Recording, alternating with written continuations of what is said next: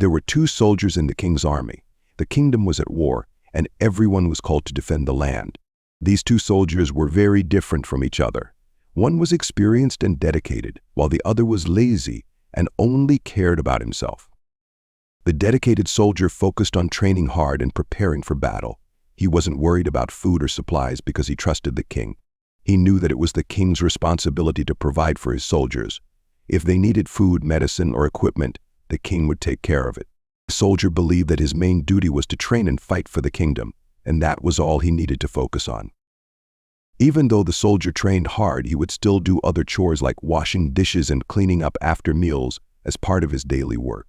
When people asked him, "What are you doing?" he would reply, "I am doing this for the king." He never complained about his tasks or worried about his own needs because he knew the king would always provide. On the other hand, the lazy and selfish soldier only cared about filling his stomach. Instead of training, he spent his time thinking about food and how to get more of it.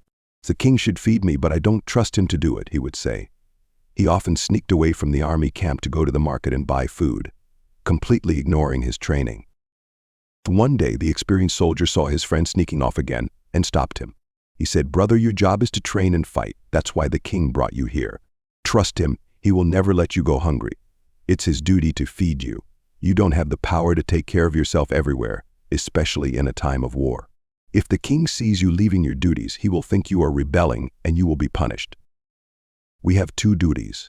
The first one is the king's duty. Sometimes we help with small tasks, and in return, he takes care of all our needs.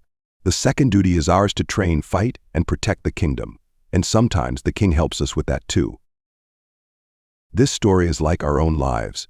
The king is like our creator, and the 2 soldiers are like people with different attitudes toward life.